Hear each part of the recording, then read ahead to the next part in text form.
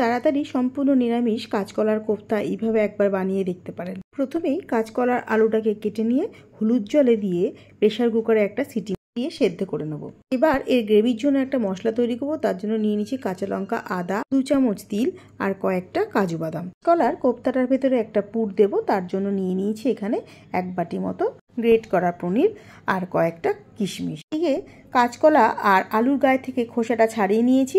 এরপর নুন আর বেসন দিয়ে একটা ডো তৈরি করে নেব। এবার এর থেকে লেচি কেটে গোল করে মাঝখানে একটা গর্ত করে নিয়ে পনিরের মুখটা ভরে দেবো আর তার মধ্যে দিয়ে দেবো 2-4টে কিশমিশ। এরপর মুখটা বন্ধ করে নিয়ে একে একে একইভাবে সবকটা কোফতার বল রেডি করে নিয়ে সামান্য শুকনো বেসনের মধ্যে কোট করে নিয়ে একে একে তেলের মধ্যে দিয়ে ভেজে নেব। খুব বেশি ডুবো তেলে ভাজার দরকার নেই, সামান্য একটু হালকা শ্যালো ফ্রাই করে নিলেই হবে। এবারে হালকা লাল করে ভাজা হয়ে গেলে তুলে নেব।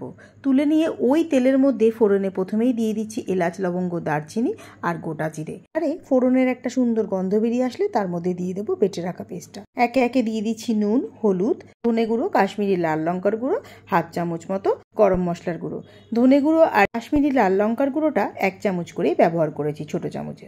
হলুদ গুঁড়ো দিয়েছি ছোট চামচের 1/2 চামচ আর নুন দিয়েছি প্রয়োজন মতো। খানিকক্ষণ নাড়াচাড়ার পর যখন কষে আসবে, তেল ছেড়ে বেরিয়ে আসবে, তখন তার মধ্যে দিয়ে দিচ্ছি 3 চামচ মতো টক দই।